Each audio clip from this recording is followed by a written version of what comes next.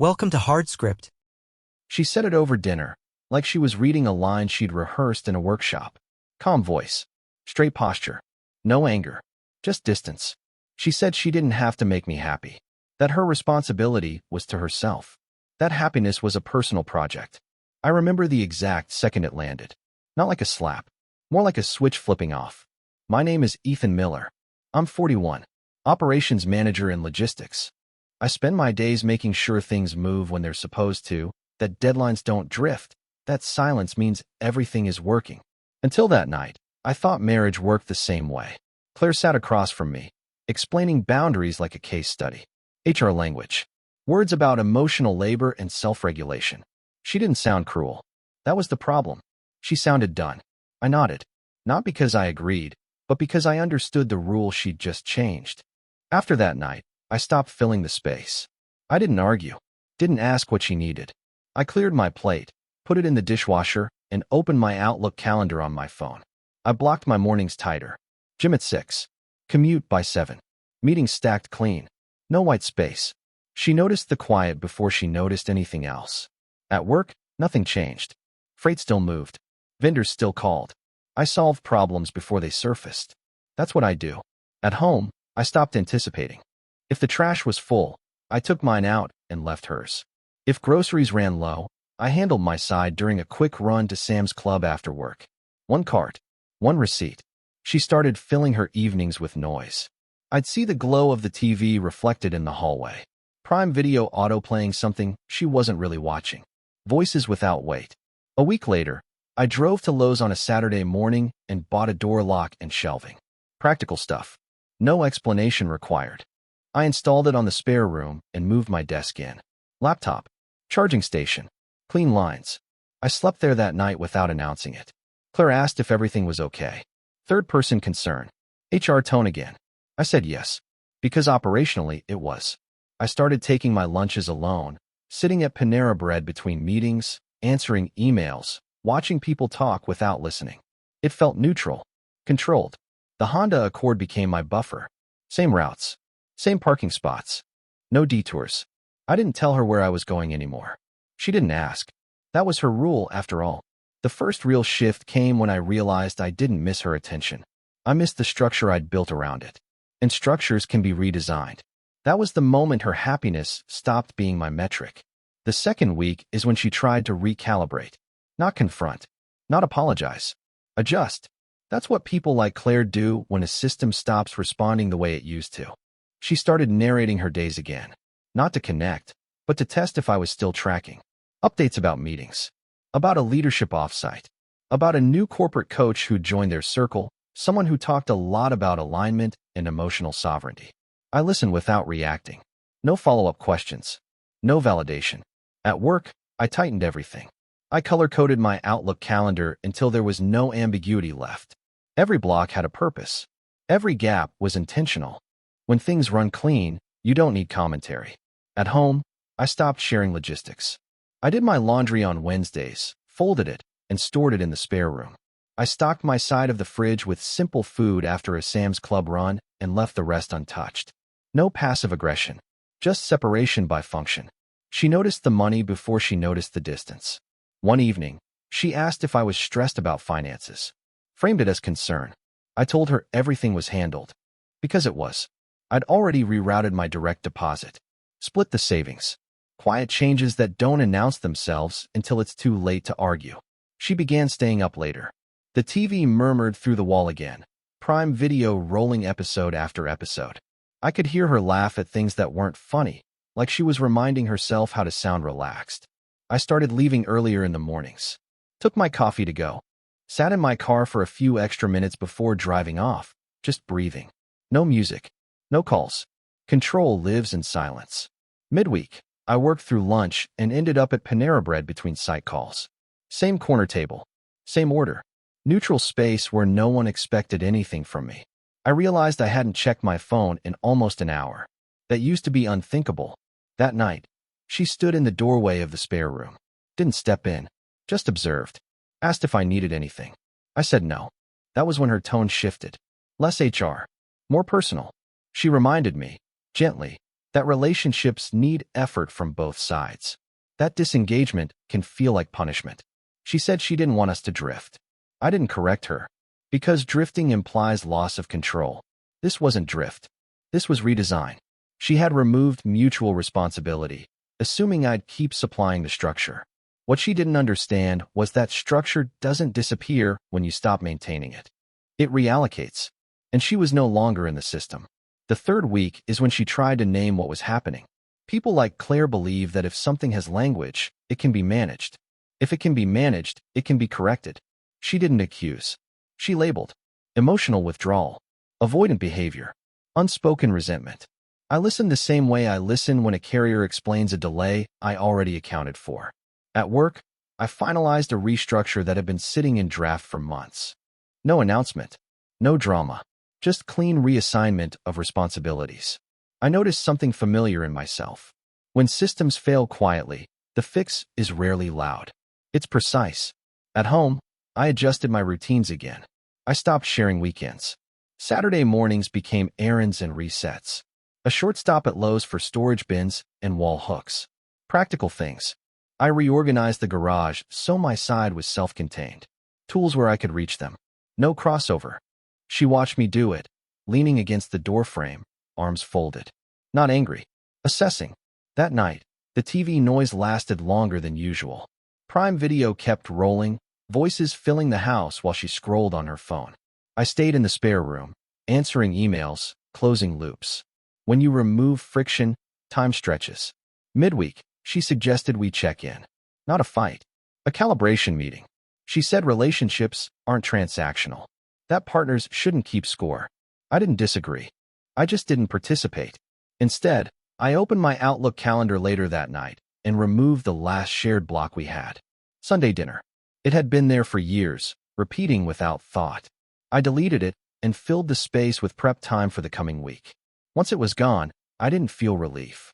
I felt clarity. I started eating out more, short pauses between calls. Panera Bread again, same neutral table. No memories attached. No expectations. I realized I'd been managing her emotional state the same way I manage operations. Proactively. Invisibly. That stopped. She began referencing the corporate coach more often. How he talked about presence. About choosing yourself. About how discomfort means growth. I nodded when appropriate. Said nothing else. The shift happened on a Thursday evening. She came into the spare room without asking and sat on the edge of the chair. She said she felt like I was disappearing, that it felt unfair. I told her I was still here, which was true. Physically, logistically, formally. What I didn't say was that fairness only exists in shared systems. She'd opted out of that the moment she said my happiness wasn't her responsibility. I took her at her word, and I was no longer available for reinterpretation. The fourth week is when she stopped explaining and started watching. That's always the tell. When language fails, people observe for leverage. I stayed consistent. Same wake-up time. Same routes. Same pace. I drove the car to work without checking messages, parked in the same spot, walked in with my head clear. Control doesn't come from reacting. It comes from repeatability. At home, the atmosphere shifted. She began doing things louder. Cabinet doors. Dishes. The TV volume climbed at night, Prime Video filling the living room with voices that felt deliberately present. I didn't comment. I adjusted my noise-canceling headphones and kept working. One evening, she asked if I was seeing someone else. Not accusatory. Curious. Almost hopeful. I told her no. Which was true. I hadn't replaced her with another person. I'd replaced the function she used to serve with structure. That answer unsettled her more than a confession would have. The next morning, I made a quiet stop at Lowe's before work. Picked up a second locking file cabinet. No rush. No urgency. I installed it that night in the spare room and moved my personal documents inside. Insurance. Account details. The kind of things that only matter when they're suddenly contested. She stood in the hallway while I worked, asked if we were okay. I said we were stable. She didn't like that word. Midweek, she proposed a weekend away. Framed it as reconnection. Reset. The kind of thing HR professionals recommend when morale dips. I checked my Outlook calendar and said I already had commitments. Which was true. I'd filled the time intentionally. I started taking longer lunches again. Panera Bread became my neutral zone, a place where no one knew me as a husband, only as a man with a schedule and a sandwich between calls. I realized something there, sitting alone with my phone face down on the table. I felt lighter not being needed. At home, she tried warmth next. Small touches, casual compliments. She mentioned how steady I'd always been, how safe that used to make her feel. The phrasing was careful, past tense disguised as appreciation. I didn't pull away. I also didn't lean in. That night, she said she felt like she was losing me, that it felt sudden. It wasn't sudden. It was delayed. I had stayed present long after the system stopped being mutual. What she was feeling now wasn't abandonment. It was the absence of unearned access. She had taken responsibility off the table. I had simply closed the account. And for the first time, she realized she no longer knew how to reach me. The 5th week is when outside voices started leaking into our house. Not physically, conceptually. She didn't bring him home. She didn't need to. I could hear his influence in her phrasing. The corporate coach. The one who spoke in affirmations and clean exits. She started saying things like energetic mismatch and unmet alignment. Not accusations. Diagnoses. I treated it the same way I treat a vendor who overexplains a missed delivery. I let them talk while I adjusted my contingencies. That Monday, I locked my Outlook calendar completely. No shared visibility. No open slots. My time stopped being something she could reference indirectly. If she didn't know where I was, she couldn't position herself around it. At home, she became more performative. More thoughtful dinners. Candles. Calm music. She'd sit across from me and ask neutral questions about my day, like she was practicing curiosity. I answered with facts only. No emotional metadata. She asked once if I still cared. I said I was committed to stability. That word again. It irritated her. Stability without emotional access feels like rejection to people who trade in influence. Midweek, I adjusted finances further. Nothing dramatic. Just finalized autonomy. Separate accounts. Clean routing. Quiet confirmations. I did it sitting alone at Panera Bread. Phone on the table, sandwich untouched while I double-checked numbers. No adrenaline. Just completion. She noticed 2 days later. Asked if something had changed with our budget. Framed as concern. I told her I'd optimized things for efficiency. That was the moment her eyes narrowed. Not in anger. In recognition. She began staying out later. Team dinners. Networking events. Growth spaces. When she came home, Prime Video was already playing, but she wasn't watching it. She was replaying conversations in her head, comparing energy. I stopped waiting up. Saturday morning, I went to Sam's Club early. Same routine. Same cart. I bought exactly what I needed for myself. When I got home, I put my items away in the spare fridge I'd cleared space for the week before. No announcement. No explanation. That afternoon, she asked if we were moving toward separation. I told her we were moving toward clarity. She didn't like that answer either. Because clarity removes ambiguity. And ambiguity is where people like her maintain leverage. That night, lying in the spare room, I realized something had shifted again. Not in her behavior. In my body. The tension I used to carry for both of us was gone. She had outsourced emotional responsibility to language and theory. I had taken her literally. And now she was beginning to understand what it costs when happiness is no longer a shared KPI.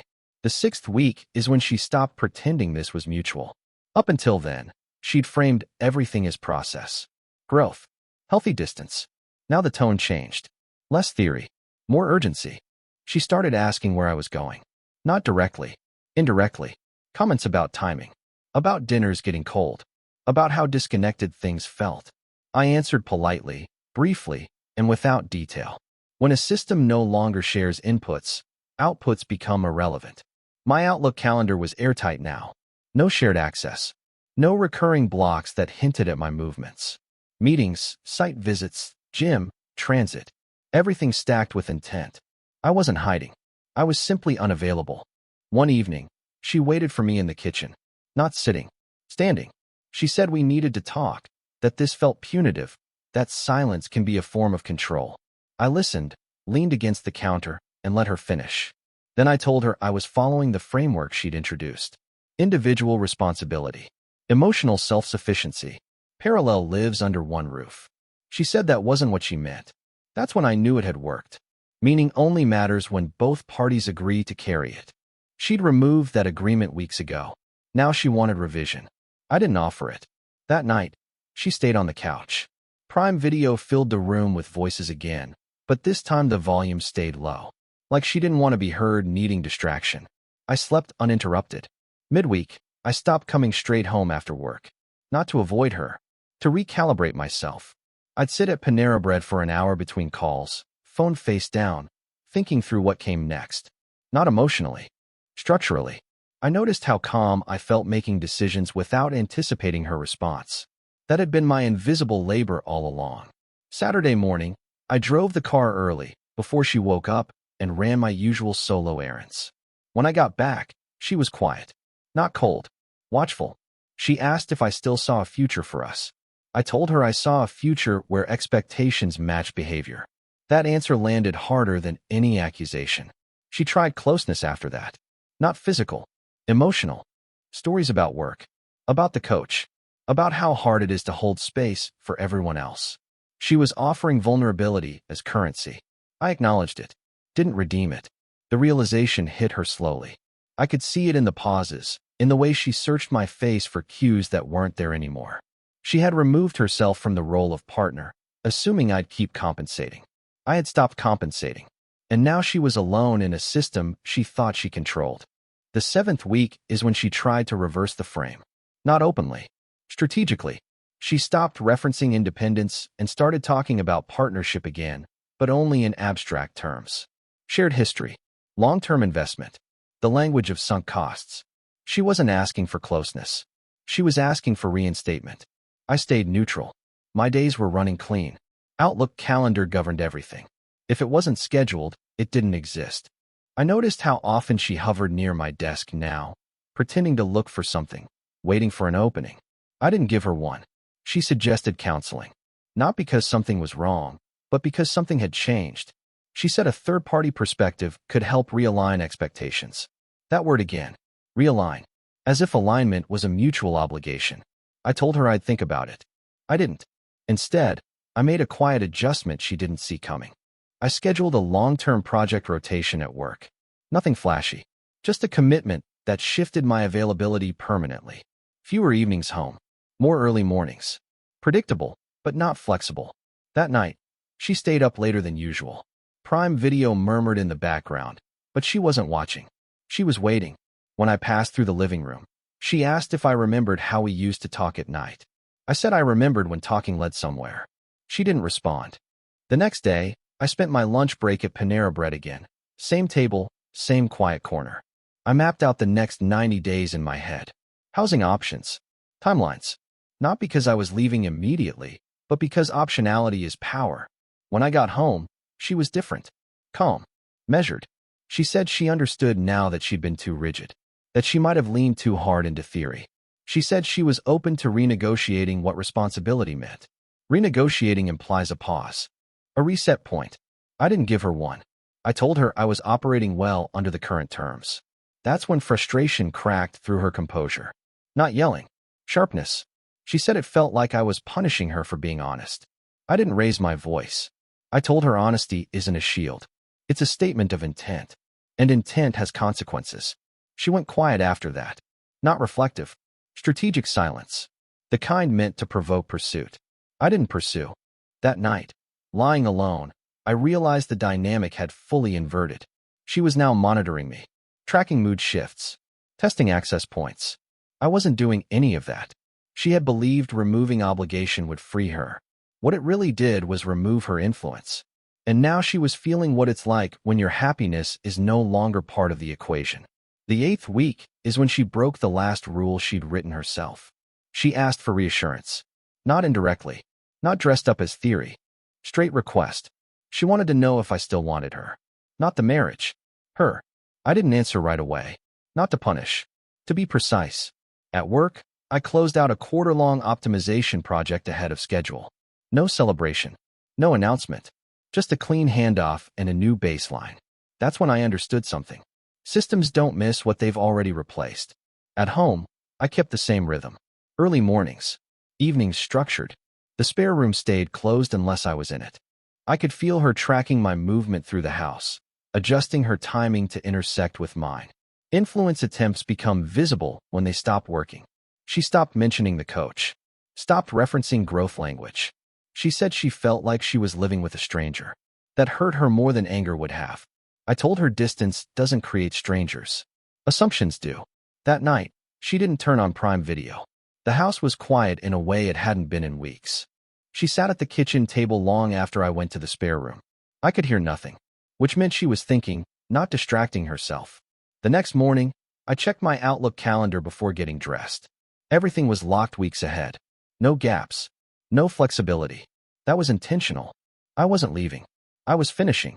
During lunch, I sat at Panera Bread again. Same table, same neutral space. I didn't scroll. I didn't text. I just sat with the realization that I no longer needed an outcome from her to feel settled. When I got home, she was waiting. She said she understood now that she'd underestimated what removing responsibility would do. She said she thought love would survive without maintenance, that it would self-regulate. I told her love isn't self-regulating. It's co-managed. She asked if it was too late. I didn't answer the question she wanted answered. I told her I was no longer available for provisional connection, that I didn't want warmth offered as a response to loss of control, that if partnership was optional, so was my participation. She went very still after that. Not defensive, not emotional. Still, that's when I knew the final shift had happened. She wasn't reacting anymore. She was realizing. And realization, unlike influence, doesn't come with leverage. It comes with consequences. The 9th week is when I executed the part she never anticipated. Not an argument. Not an exit speech. A handoff. I finalized my timeline quietly. The work rotation locked in. The financial separation already complete. I wasn't reacting anymore. I was closing loops.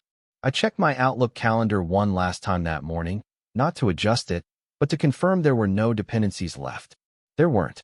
At home, she moved carefully, like someone in a space that no longer belonged to them.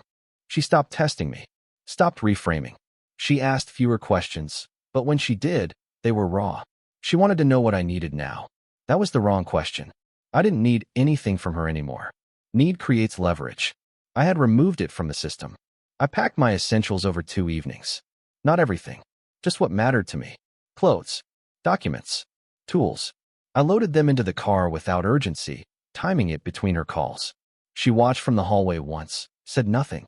That night, she turned on Prime Video again, but this time it wasn't background noise. It was avoidance. I stayed in the spare room, finishing emails, closing my laptop with the kind of calm that only comes when a decision is already done. The next morning, I left early. Same routine, same route. I didn't tell her where I was going because destinations only matter when you're expected back. I spent the day moving into a short-term place I'd already secured. Nothing dramatic. Clean. Quiet. Functional. I drove back once in the evening to pick up the last box. She was sitting at the kitchen table, hands folded, like she'd been waiting.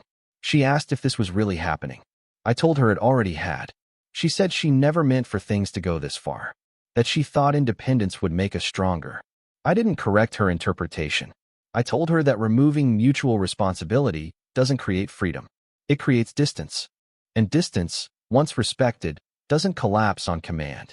I left without hugging her. Not out of anger. Out of clarity. Later, sitting alone, I realized something important. I hadn't left to punish her. I hadn't left to prove a point. I left because I had taken her role seriously. She said she didn't have to make me happy. I agreed. And once happiness stopped being a shared project, I stopped pretending the system still existed. Some endings aren't loud. They're final because nothing pulls you back. The 10th week is quiet in a way that feels earned. No adrenaline. No second guessing. Just space where noise used to be. My days settle into a clean rhythm. I wake up without checking my phone. I review my Outlook calendar once, not to negotiate time, but to confirm that everything on it serves me. Meetings end when they're supposed to. Evenings stay open by design. Silence is no longer a gap to fill. It's a feature. I stop by Panera Bread a few times a week between site visits. Same table. Same neutral calm. I watch people talk too much, explain too fast, bargain for attention they haven't earned. I don't judge them. I recognize an old version of myself. Claire reaches out once. Not to argue. Not to negotiate. Just a message that says she understands now what she lost. That she thought autonomy meant safety. That she didn't realize how much stability I'd been quietly providing until it was gone. I don't respond right away. When I do, it's brief, polite, closed. I tell her I hope she builds what she's looking for, which is true. What I don't say is that I already have. On a Saturday morning, I make a routine run to Sam's Club, load what I need into the cart, pay, leave. No shared lists. No texts asking if I remembered anything. My car feels lighter without commentary riding shotgun. I realize something driving home. I'm not angry anymore. I'm not relieved either. I'm aligned. That's the word she used to love. Alignment isn't about agreement. It's about direction. And mine is finally singular. I didn't win by withdrawing affection or proving a point. I won by believing her the first time she told me who she wanted to be. Someone responsible only for herself. I respected that. And when happiness stopped being mutual, I stopped subsidizing it. People think power looks loud, confrontational, final speeches and slam doors. It doesn't. Real power is when you remove yourself from a system that no longer values reciprocity, and nothing collapses inside you when you do. I didn't leave to make her feel the loss. I left because I stopped confusing responsibility with love. Some men fight to be chosen. Others quietly choose themselves and never look back. I'm not unhappy. I'm unavailable. And that's the difference. What would you have done in my place? If the story hit you, leave a like. And don't forget to subscribe. It only gets stronger from here.